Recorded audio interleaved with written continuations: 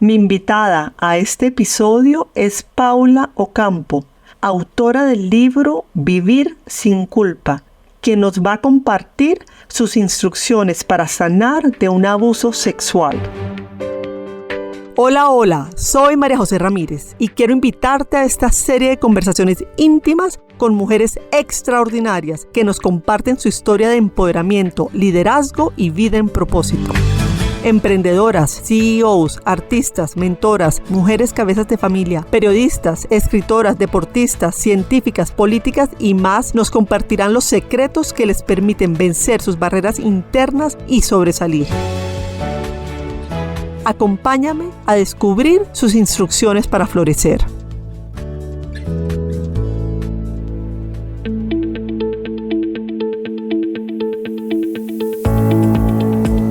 Paula es coach transpersonal, escritora del libro Vivir sin culpa, colombiana que actualmente vive en Estados Unidos. Ayuda a personas a liberarse de la culpa y de todo aquello que no les permite vivir en paz. Actualmente, a través de su experiencia, enseña técnicas de superación como lo es el Ho'oponopono, el cual permite corregir errores de pensamientos. Paula desde muy pequeña tuvo que enfrentar experiencias muy dolorosas que causaron mucho sufrimiento en su vida, hasta el punto de no querer vivir más. Esto hizo que se interesara con mucha pasión en el crecimiento personal, por lo que devoraba libros de este género desde los 8 años. Ninguno de los varios psicólogos que visitó pudo ayudarla a calmar ese dolor tan grande que tenía en su corazón. Hoy, más que títulos de universidades reconocidas, es una guerrera que ha vivido una lucha interna desde siempre. Se dio cuenta que nuestra alma hace un pacto antes de venir para aprender algo. Ha descubierto que hay muchas personas que, como ella, viven cosas similares y que no saben qué camino tomar para sanar. En este episodio, Paula nos va a compartir cuál fue su proceso para lograr la sanación. Es mamá de Guadalupe y Matías y está casada con Fernando García. ¿Quieres saber cómo hizo Paula para salir adelante y sanar luego de un episodio de abuso sexual en su niñez? ¿Por qué es tan importante reconocer y aceptar sin juzgar lo que te haya pasado en tu vida, por difícil que sea? ¿Qué técnicas usa Paula para lograr sanar las heridas de su infancia y de esa manera poder lograr tener una vida más feliz? ¿Por qué es tan importante responsabilizarnos de nuestra propia vida? ¿Y por qué importa tanto actuar en coherencia? No te pierdas este episodio.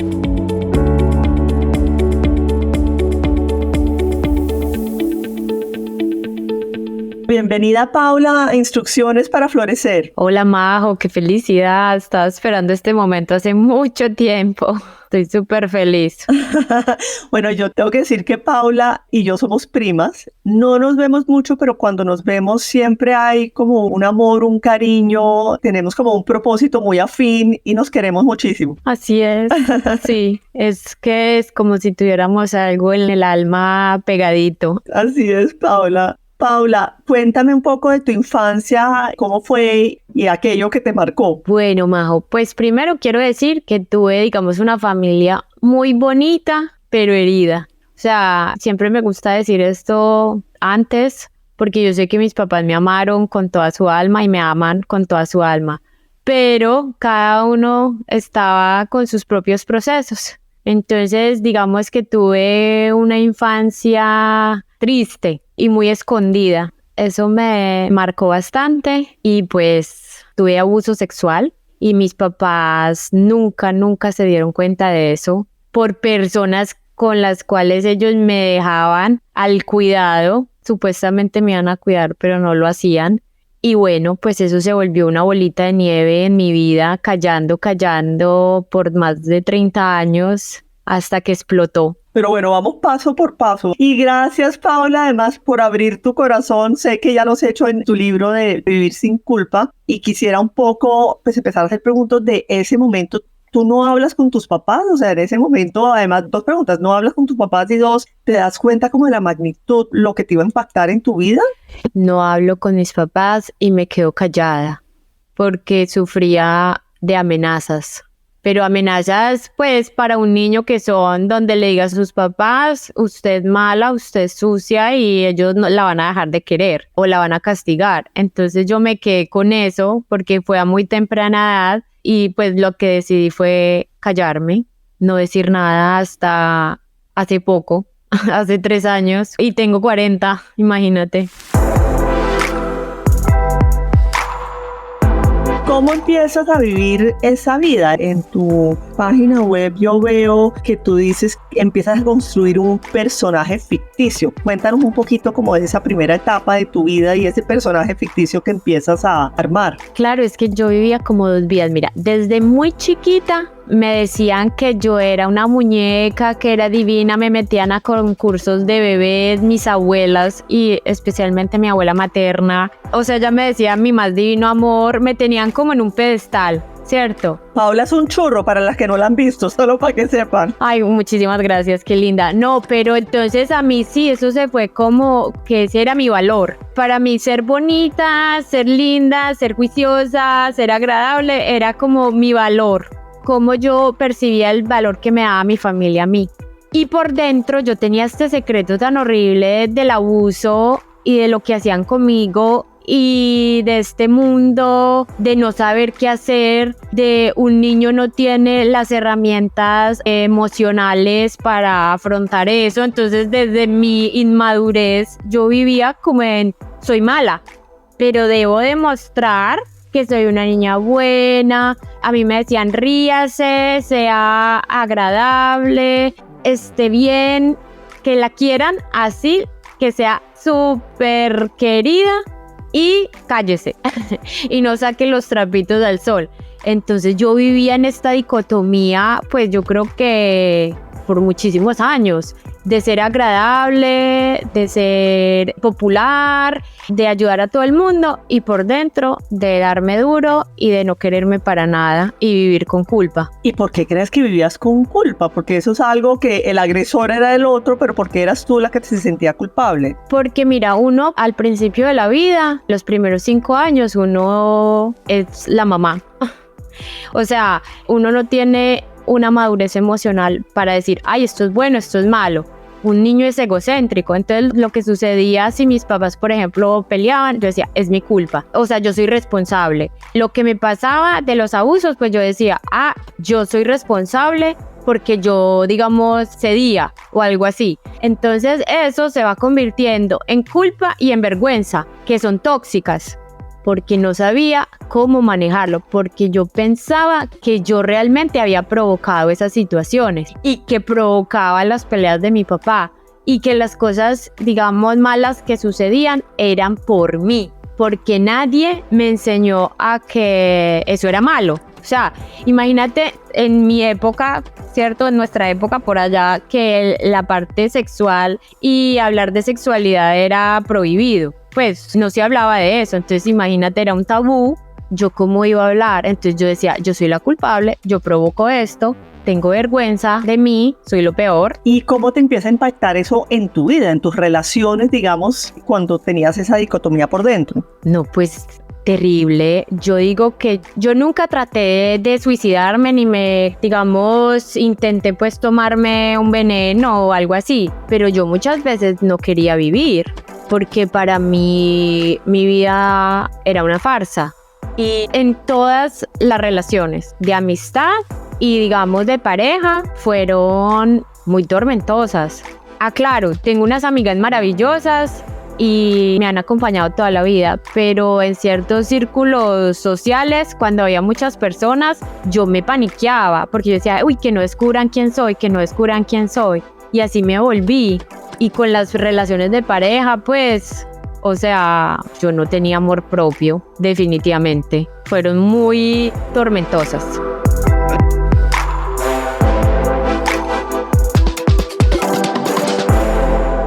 Paula, ¿cómo empieza ese proceso? Tú ahorita nos dijiste que fue hace 3 años, digamos que ya empezaste todo tu proceso de sanación, que escribiste tu libro. ¿Cómo arranca ese proceso? Pues porque debe ser una vida absolutamente tormentosa, uno sintiéndose que es una farsa, que ya lo van a descubrir, que se van a dar cuenta de lo que uno es de verdad por dentro, un peso muy grande. ¿Cómo arranca tu proceso de sanación?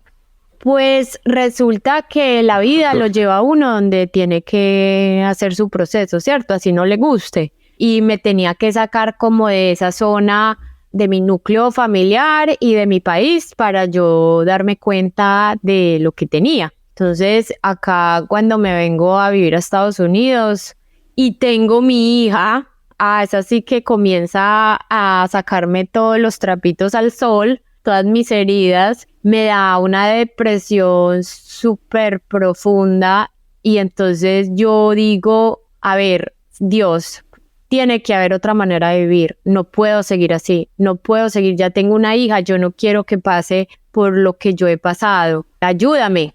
Y entonces yo siempre, desde muy chiquita yo me leía libros de crecimiento personal, iba a talleres, yo fui a muchas terapias psicológicas, incluso psiquiátricas, y yo quería como hacer mi proceso y luego poder ayudar a los demás, porque cómo yo iba a ayudar a alguien si yo estaba pues rota. Rota por dentro, claro. Exacto, entonces pues no podía, entonces descubrí el coaching transpersonal y comienzo a meterme en ese terreno tan turbio, ese bosque de mi alma y comienzo a ver mis heridas. Y ahí es que nace mi libro y todo este proceso como de transformación que hoy vivo y que sigo viviendo. Es un proceso, es como una cebolla que tiene capas y capas y capas. Pero bueno, digamos a alguien que te está oyendo, porque hay mucha gente en el mundo pues, que ha pasado por un abuso. ¿Cómo le dirías que son esos pasos? O sea, ¿qué recomendación le darías? Porque obviamente cada persona tiene su propio recorrido y su propio camino, pero ¿qué le recomendarías para poder empezar a avanzar y a ver la luz, digamos, y a poder empezar a vivir otra vez con una vida más, pues otra vez no, pero empezar a vivir una vida plena y feliz y tranquila? Sí, mira, es que el problema es que el abuso sexual es muy complejo porque tú creas una resistencia. O sea, los dos factores más tóxicos de un abuso sexual son la culpa y la vergüenza. Y eso es lo que no te deja sacar a la luz lo que sucedió, ¿sí? Entonces, lo que yo comencé a hacer, como ya dije, ya no hay más, ya no puedo tocar más fondo, no existe. Bueno, existe, es morirme, pero pues no lo quiero hacer. Yo necesito decirlo, pero decírmelo a mí, no a otra persona. Primero, reconocerlo, aceptarlo, sin juzgarlo, sino esto me sucedió. No le voy a poner ni culpas, ni vergüenza, ni nada de eso, simplemente sucedió. Y ese proceso es un poquito largo porque hasta a mí me costaba, o sea, para decirlo en voz alta, sacarlo, me paraba en el espejo todos los días y decir, yo fui abusada. O sea, como, porque era tanta la vergüenza. Haz de cuenta como si yo hubiera cometido un crimen, como si yo no sé, si hubiera matado a alguien o algo, decirlo, o sea, me costaba impresionante. Entonces, cuando yo comienzo a simplemente aceptarlo y reconocerlo, ahí es que veo que comienza mi cambio. Tú hablas muchísimo de una práctica que en este podcast lo he mencionado varias veces y que yo creo muchísimo en él, y es el Ho'oponopono. Cuéntanos un poquito, hoy en día te has vuelto una maestra del Ho'oponopono, lo enseñas. ¿Cómo empezaste a usar el Ho'oponopono para tu propia sanación y por qué funciona y es tan poderoso el Ho'oponopono? Mira, porque el Ho'oponopono lo que hace es llevar esas memorias inconscientes, esas resistencias, eso que hemos guardado por allá en un cuarto oscuro con telarañas, lo saca a la luz y lo sana y lo va transformando, transmutando. Entonces vuelvo al coaching transpersonal. Cuando comienzo pues a indagar y todo, mi coach, mi tutora me dijo, bueno, listo, vamos a hacer este proceso, pero usted mientras tanto yo necesito que haga Ho'oponopono. Bueno, explica qué es Ho'oponopono para los oyentes que no sepan qué es. Sí, ya iba a eso. Entonces yo ya había hecho en el pasado, pero no le puse la suficiente atención de verdad. No lo hice como desde el corazón. El Ho'oponopono es una técnica hawaiana de resolución de problemas inconscientes. Entonces, al repetir unas palabras de alta vibración, lo que va a hacer es tomar esas memorias, creencias, problemas que ni siquiera sabemos que tenemos porque viene hasta de generaciones anteriores y las convierte en luz, las elimina, lo cambia por algo bueno y positivo. Y yo como tenía, como te digo, tantas telarañas y yo comencé, yo dije, lo que me digan yo lo hago. Entonces mientras hacía todo mi proceso de reconocimiento, de desglosar la culpa, de ver todo esto, yo hacía Ho'oponopono, repetía. Las palabras principales son lo siento, perdóname, te amo, gracias. Todo el día, a toda hora, yo vivía con un contador y en mi mente, o sea, no es para repetir así en voz alta, sino en mi mente yo repetía y estaba como si yo estuviera diciendo un mantra y limpiando mi alma. Cuando empiezas a repetir el Ho'oponopono, que te pones inclusive con el contador, dele, ¿qué es lo primero que empiezas a notar? O sea, ¿qué cambios, así sean sutiles, empiezas a percibir? Bueno, pero el primerito de todo fue en mi familia. En mi hija comienzo a ver unos cambios pues así como milagrosos, increíbles, porque ella tenía problemas sensoriales y ella le daba miedo de todo. Bueno, obviamente con terapias y estas cosas, pero yo comienzo a hacerlo y yo le veo a ella progresos increíbles. Y por otro lado, en mi relación de pareja, estaba pero pues ya mal también, mal al punto de pues yo creo que de divorcio. Y comienzo a hacerlo, hasta que un día yo empiezo a ver cambios en mi esposo. Y yo decía, ay, pero ¿qué ha pasado si yo no he hecho nada? O sea, yo no he hecho nada. Entonces fuimos a un viaje a México y cuando volví le pregunté, oye, ¿a ti qué te pasa que estás tan, pues, como tan cambiado? Y me dijo algo que me dejó marcada, pues, y descubrí el poder de Ho'oponopono y me dijo, no, es que yo no cambié, la que cambió fuiste tú. Y yo me contagié de eso. Y el que cambia es uno, ¿no? Porque uno va por el mundo esperando a que los otros cambien. Y si uno está en una situación difícil con alguien, claro, el otro es el malo, el otro es el que tiene que cambiar, el otro es el que no funciona. Y fíjate qué hermoso que tú arrancas con este proceso y que él te lo valide y ese cambio en ti hace que él cambie. Hermosísimo. Sí, es como un efecto multiplicador porque... Exactamente, y uno ve la vida como que los demás, cuando el otro haga, yo haré. Cuando mis abusadores me digan perdón, yo voy a cambiar porque es que ellos me dañaron la vida, pero la que vive con la vida dañada es uno.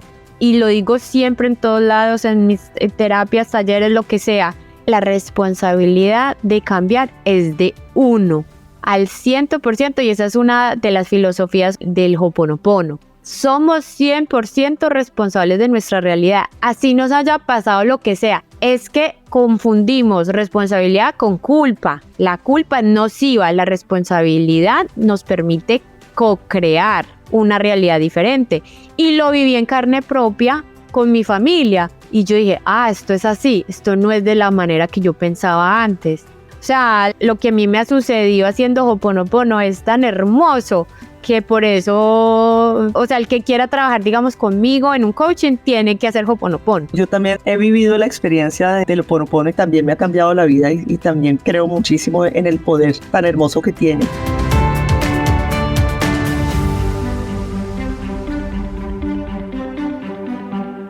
Vamos a escuchar este mensaje importante y ya volvemos con ustedes. Nuestras oyentes florecen con el podcast Instrucciones para Florecer. Esto dice Sofía Stroh. El podcast Instrucciones para Florecer de María José Ramírez es como un bálsamo para el alma. Se siente como una conversación fresca, fluida e íntima, donde María José logra meterse en la piel de sus entrevistadas de una manera respetuosa y amigable. Sigue con Instrucciones para Florecer. Compártelo con tus amigas que también les pueda gustar. Estamos de regreso con nuestro programa. Qué bueno que estén con nosotros. ¿Sanar es un proceso lineal?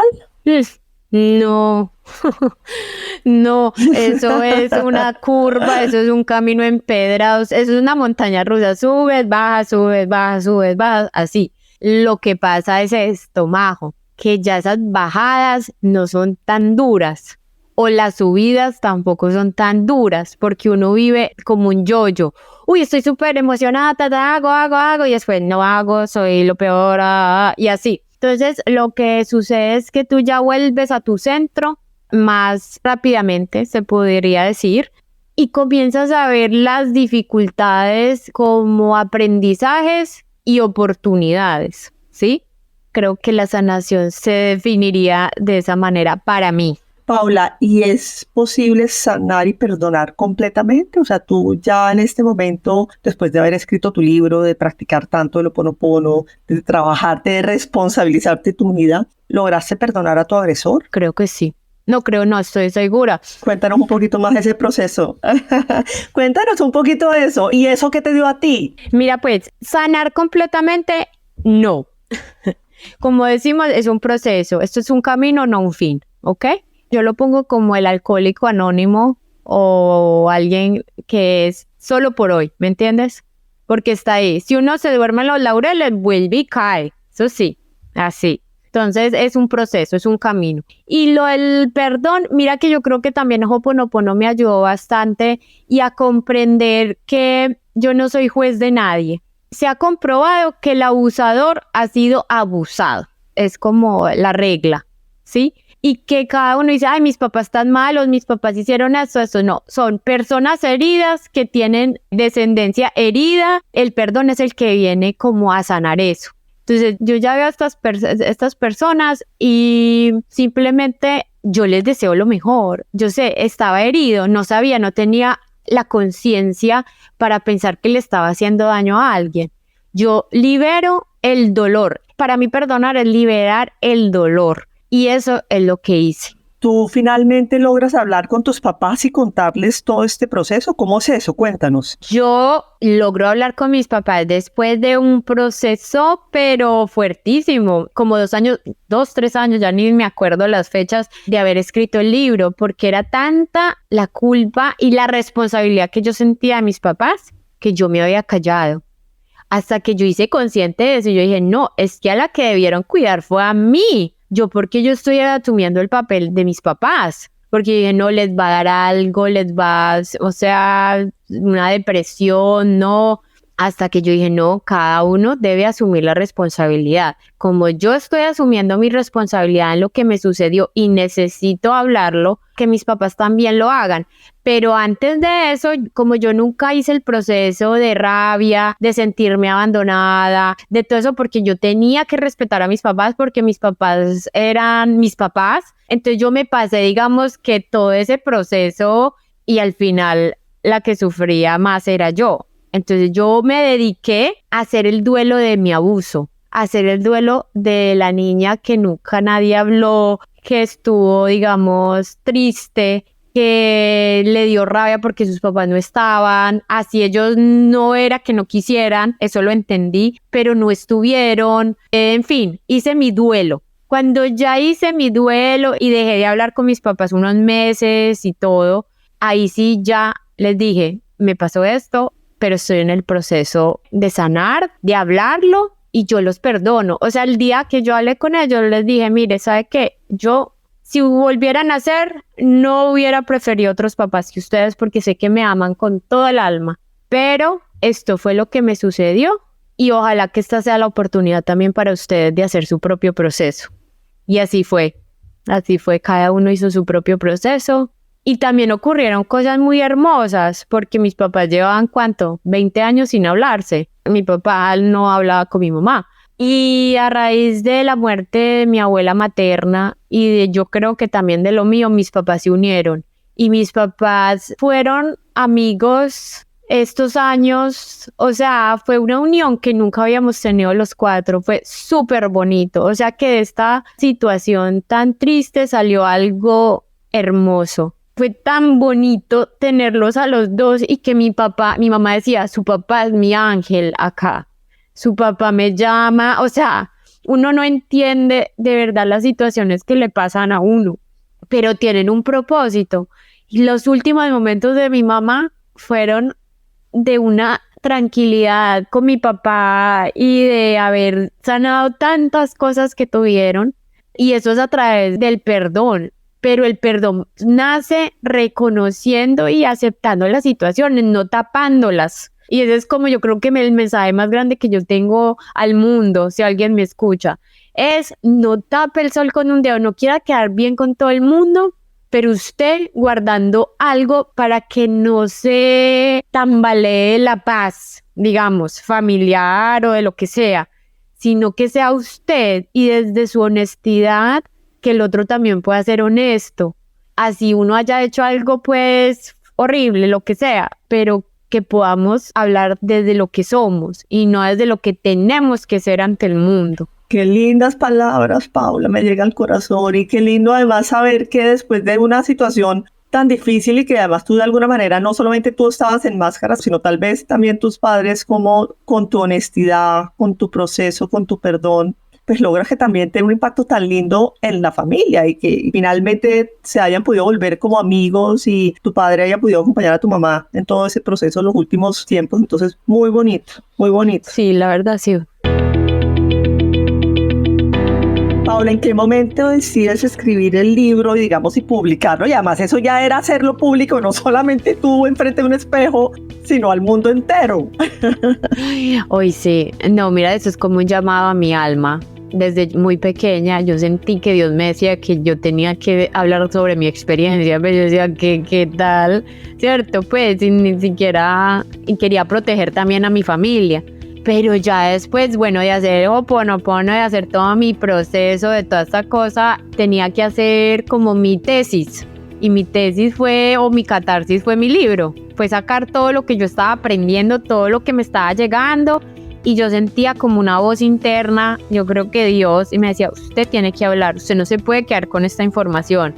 Esto ya no es suyo, esto ya es del mundo, esto es al que le sirva. Usted es un puente para otros, porque otros están viviendo lo mismo, así que a sacarlo. Y yo con el miedo más terrible, yo dije, bueno, voy a confiar, y por eso saqué el libro, lo publiqué. Al principio pues tengo que decir que con mucho miedo, pero hoy en día siento que ha sido lo correcto.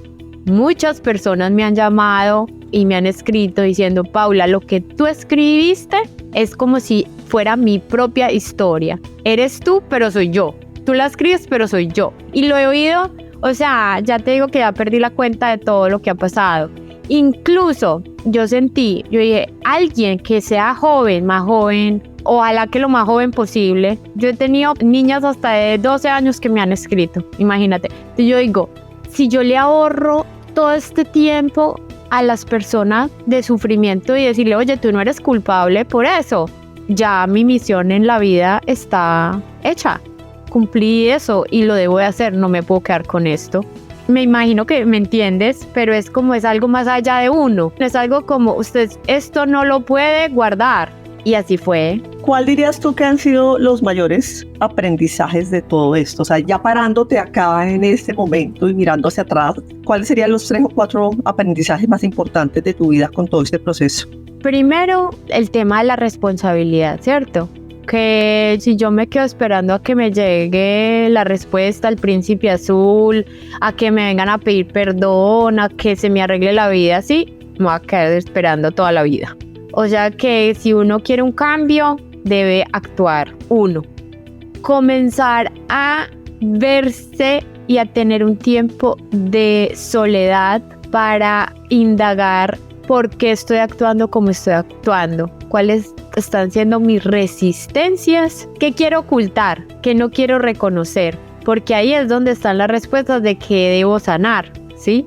O sea, yo no quería ir a ciertos sitios, yo no quería, indagar como por dentro para ver qué, porque yo sabía que me había pasado algo. Pero si yo no lo hago, nunca voy a poder. Para ver la luz tengo que ver la oscuridad. Eso es otro de los aprendizajes más grandes. Y creo que otro es ser uno. Ser uno en que no importa, porque uno muchas veces por la familia dice yo tengo que callar, yo tengo que hacer. No, es hablar con amor, es decir las cosas y no quedarse con este tipo de secretos y de culpas que no son de nosotros por llevar una paz que no es real. El que lo quiera uno, que lo quiera como es, tal cual, porque al hacerlo tú estás permitiendo que el otro también sea tal cual como es. Y esto sí lo quiero recalcar, mire, por la experiencia de mi mamá, por todo lo mío y por lo que yo veo todos los días en este camino. Uno se dice no para decir sí al otro. Y yo creo que es al contrario, decirse sí a uno y a veces no al otro.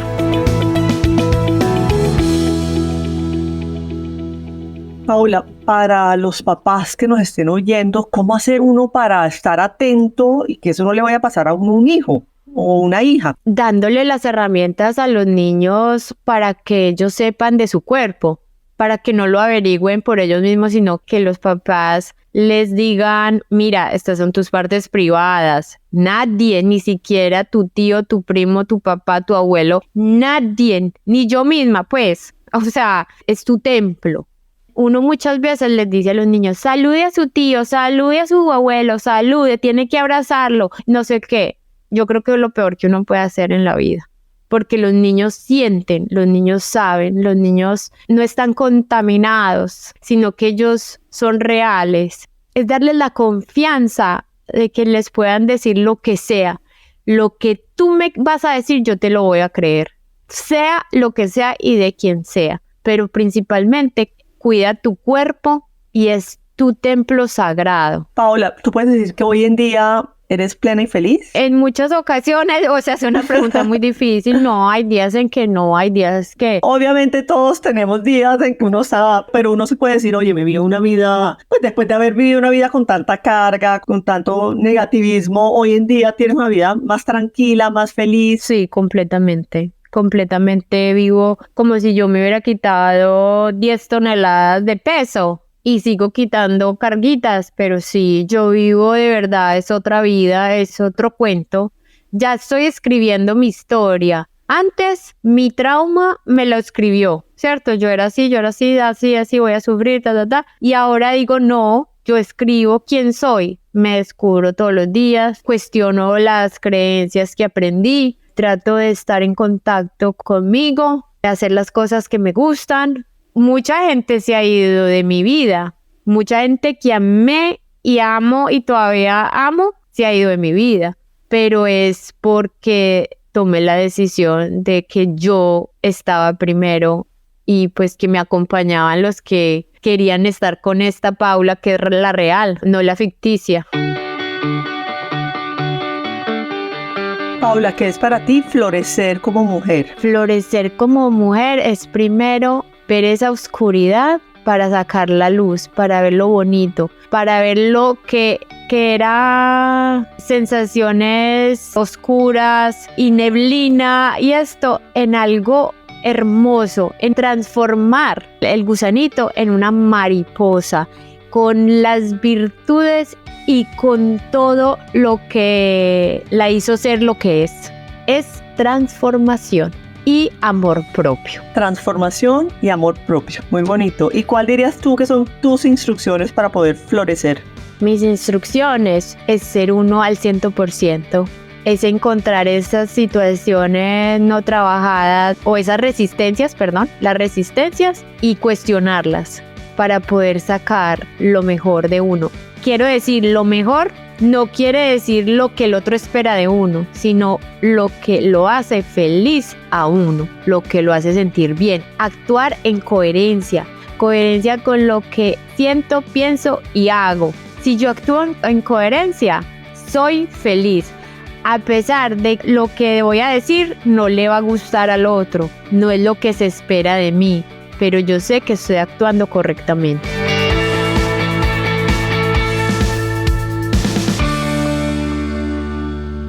En un momento continuamos con nuestra invitada. Ya regresamos. Nuestras oyentes florecen con el podcast Instrucciones para Florecer. Esto dice Gladys Torrado. Son historias que se convierten en inspiración y luz. Realmente son un regalo maravilloso para el alma. Sigue con Instrucciones para Florecer. Compártelo con tus amigas que también les pueda gustar. Estamos de regreso con nuestra invitada. Paula, en tu Instagram hablas mucho del tema de que muchas mujeres sufrimos del síndrome de la niña buena. Cuéntanos un poquito sobre ese síndrome. Claro, porque como estamos escondiendo todas esas cosas, digamos, oscuras de nosotras y aprendimos a que el valor no lo dan los demás y lo bueno que somos, o sea, me identifico muchísimo con esto, es que el síndrome de la niña buena se caracteriza por una gran necesidad de complacer a los demás junto a una alta exigencia. Entonces ahí, mejor dicho, no hay cabida para los errores y es un arma letal para el autoestima y el amor propio y el camino y la sanación. Porque queremos ser las mejores a costa de nosotras mismas y solamente esperando la aprobación del otro, porque ahí ponemos nuestro valor. Para alguien que efectivamente diga, ups, yo tengo este síndrome de la niña buena, ¿cómo pueden empezar a caminar para poner el valor en uno mismo, ¿no? Y no ese valor de esperar siempre la aprobación de los demás afuera. Haciendo el proceso interno incómodo de buscar por qué estoy actuando así.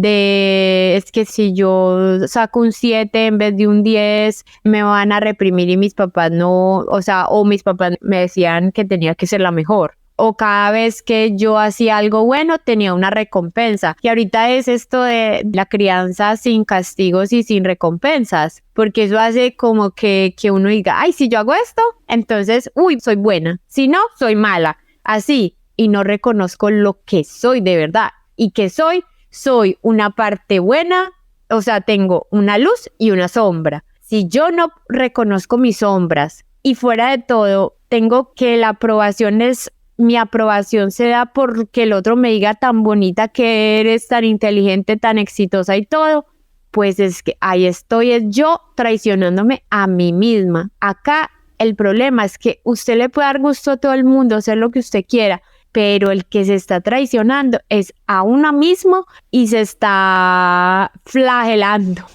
porque es así, o sea, la que lo viva o la que lo esté escuchando es así, y uno además sufre el síndrome del impostor. ¿Yo qué voy a hacer esto? ¿Yo qué voy a estar hablando aquí con María José de qué si yo no soy nadie? Si yo no soy suficiente, si soy eso. Lo que nos muestra pues el síndrome de la niña buena es a cultivar nuestra autoestima.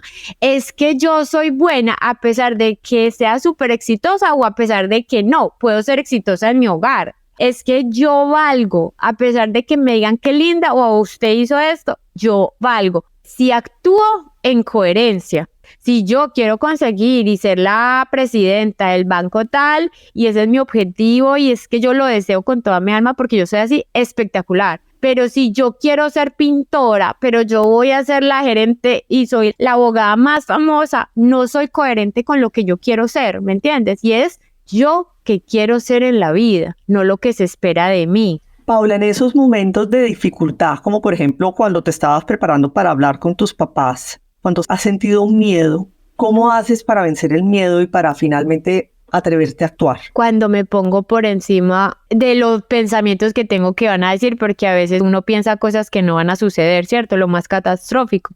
Y soy un disco rayado y es en la coherencia. Yo siento que esto sucedió, es la verdad. Cuando yo me decía, yo tengo como un mantra, la verdad, la verdad. O sea, contra eso no hay nada. Yo estoy diciendo mentiras, no. Yo estoy defendiendo lo que me sucedió y estoy diciendo las cosas como fueron. Sí. Que de pronto van a sufrir mucho, sí, pero yo lo tengo que hacer. O sea, me tocó hacer una medioterapia para decírselos, pues. Una medio no, una superterapia, o sea. Una terapia completa, varias terapias. Sí, no, la verdad sí, porque era duro. Y empecé ensayando, pues si a alguno le está sucediendo eso, en audio. Mamá, pasó esto, así. Y esa fue la manera de que yo lo pude sacar. ¿Pero tú les mandaste el audio primero o fuiste personalmente a hablar con ellos? No podía porque creo que era plena pandemia. Era antes, no, porque yo no vivía con ellos. No, yo lo ensayé. Lo ensayaste antes de ya llamarlos y... Exacto, cuando me lo oía, porque para mí, y esto pasa también muchas con personas que han sufrido este trauma, tú no te puedes oír, por eso es tan importante hablarlo primero en el espejo. uno piensa que es imposible decirlo, es súper fuerte. Entonces cuando tú ya empiezas a ensayarlo, a decirlo y a oírte, eso como que te da más fuerza. Paula, ya para finalizar este episodio que ha sido maravilloso y de verdad que mil gracias por todo lo hermoso que has compartido con nosotros. De alguna manera ya lo dijiste, pero bueno, lo vuelvo a preguntar. ¿Qué legado quieres dejar cuando ya no estés en este plano? Que no complazcamos a los demás por encima de nosotros. Seamos lo que seamos. Tengamos un secreto como yo lo tuve o tengamos una orientación sexual diferente y no la hemos dicho, que vivamos acorde a cómo queremos ser. Yo creo que si eso le queda a mis hijos, que sean ellos mismos, que reaprendan de las creencias, no solo de las que nos enseña nuestra familia, sino de la sociedad en sí, a cuestionar todo y a decir, yo estoy de acuerdo con esto, yo quiero hacer esto, actuar coherentemente, pero siempre desde el amor, no desde el odio, ni desde el ego, no. Desde el amor. Si actuamos desde el amor, de verdad que tenemos unos resultados maravillosos en nuestra vida. ¿Hay algo que no te haya preguntado que quieras compartir? Creo que me parece importante para las personas pues que quieren indagar más, porque yo sé que es un camino, como decíamos, empedrado, pero hay unos libros que me parece muy importante que comiencen a leer. Ay, buenísimo. Comparte cuáles libros recomiendas. Pues primero nuestros libros. Aquí haciendo... Vivir sin culpa de Paula Ocampo y Florecer en invierno de María José Ramírez. Exacto, porque es que ahí empieza uno, ¿cierto? Ahí de verdad uno dice, sí, esto me pasó, esto me sucedió, claro. Pero también, por ejemplo, para comprender el trauma como tal. Y el trauma, llámese, el trauma es, uno dice, es que yo no fui violada, es que a mí no me pasó un accidente. No, un niño es un mundo completamente aparte. Y uno vive un trauma de una manera diferente a otro, así sea de un hermano. Mi mamá se pudo haber ido 3 meses de mi casa cuando yo tenía 3 años y eso para mí fue un trauma, por ejemplo. O también lo de nosotros, o si alguna ha pasado por abuso sexual, físico, lo que sea. Entonces, el trauma hace unos cambios fisiológicos en el cerebro muy profundos. Y eso me ayudó mucho a comprender yo por qué hago las cosas que hago. Y a través del libro, El cuerpo lleva la cuenta de Bessel van der Kolk. Ese es maravilloso para comprender el trauma en el cuerpo. Y otro libro muy bueno que es en lo que yo más me he especializado, que son Transforma las heridas de tu infancia, de Ana Mar Orihuela. Porque cada uno tiene unas heridas y se comporta de acuerdo a esto, a esas máscaras. Entonces, vemos nuestras máscaras y ya vemos qué heridas tenemos. ¿Qué viene para Paula Ocampo? A mí me gustaría hacer algo muy integral, Majo. Yo quisiera hacer algo como unir todas mis pasiones, pero con un propósito de sanación. Y estoy cocinando muchas cosas. Mi segundo libro también está en camino. Seguir como en un siguiente nivel, ¿sí? Algo más de juntar todas mis partes, digamos que han estado una por cada lado y ahora quiero unir todo eso. Pues no dudo que lo vas a lograr, Paula. ¿Y cómo se pueden contactar contigo? En mi Instagram, Paula Ocampo Coach, me pueden encontrar. Tengo también unos grupos de WhatsApp donde mando información, tengo retos de sanación, de Ho'oponopono, un curso espectacular que puse mi libro en la práctica completamente y coaching 1 a 1. La página es www.paulaocampocoach.com y ahí me pueden hacer todas las preguntas, lo que necesiten, pues estoy a su servicio. Pues muchas gracias, Paula. Muy amorosa abrir tu corazón. De verdad que me llena el alma y para mí lo más lindo es ver cómo alguien que en un momento dado estuvo muy triste con una cantidad de cargas, pues logra transformar su vida. Y creo que eres un ejemplo muy hermoso de que se puede. Así sea difícil, un camino empedrado, como dices tú, pero se puede salir adelante a través del perdón, a través de la aceptación, a través del amor, a través de la compasión. Ay, muchísimas gracias. También te admiro muchísimo en todo tu camino. Y bueno, espero que a alguien le haya tocado algo, una hebrita profunda y que comience a hacer su propio proceso. Paula comparte muchos aprendizajes valiosos a lo largo de este episodio. Quisiera resaltar la importancia de asumir la responsabilidad absoluta de nuestra vida para lograr los cambios que queremos ver en ella. Somos nosotros quienes debemos cambiar y no esperar que el cambio venga desde afuera.